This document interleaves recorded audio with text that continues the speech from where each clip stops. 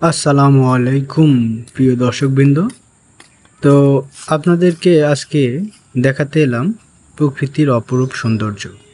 দেখুন, এই যে ধান গাছগুলো, এগুলো কিন্তু সব আটি করে বাঁধা আছে। এই যে দেখতে পাচ্ছেন।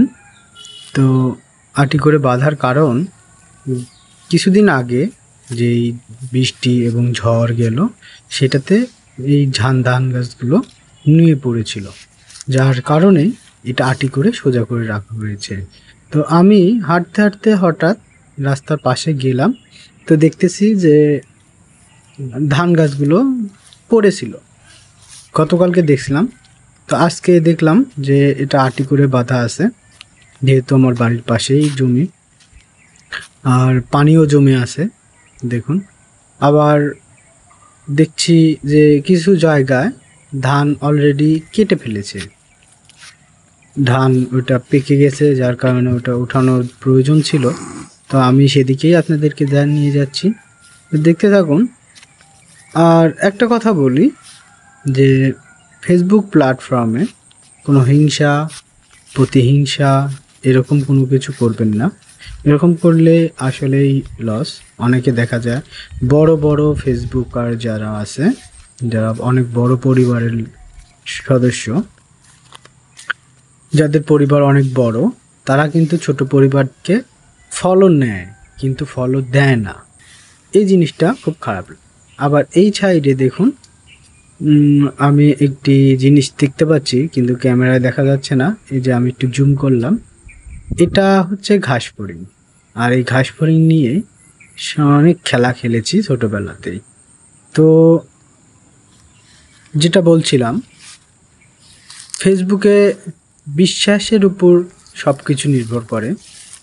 ইদানিং ফেসবুক রিচ এঙ্গেজমেন্ট অনেক কমিয়ে দিয়েছে, আর এই কারণে সবারই প্রায় রিচ ডাউন হয়ে যাচ্ছে। তো রিচ উঠানোর জন্য ফেসবুক বারবার বলতেছে তোমরা অন্যের ভিডিও ফলো করো এবং অন্যের ভিডিওতে কমেন্ট রেখে আসো, তাহলেই অন্য ফলোয়াররা তোমার সাথে কমিউনিকেট করতে পারবে। তো আমরা কিন্তু সচরাচর সেটা করছি না। আমরা শুধু চাচ্ছি যে কিভাবে আমাদের ইনকাম বাড়বে, কিভাবে আমাদের ফেসবুক থেকে টাকা আয় করতে পারবো সেটা। কিন্তু এটা না করে আমরা যদি ফেসবুকের কথা মতো চলি, তাহলে অবশ্যই ওরা সব কিছুই দিতে বাধ্য।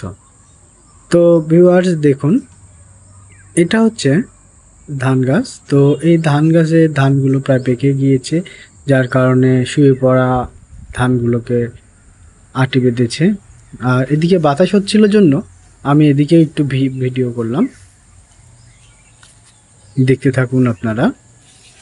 দেখুন কত সুন্দরভাবে বাতাস হলে গাছের পাতাগুলো নড়ে। প্রকৃতির কত সুন্দর রূপ আপনাদেরকে তুলে ধরলাম। তারপরে আমি একটা ধান জাত দেখাবো। এই ধানের জাত সাধারণত খুব কম হয়। এটাকে বলা হয় কালো জিরা ধান। কালো জিরা ধান আমাদের এখানে হতোই না।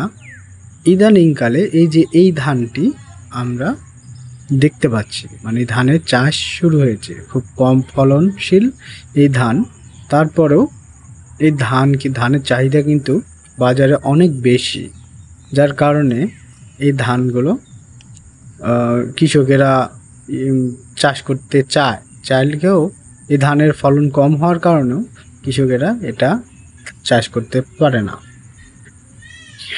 তারপরে ধান চাষ করে।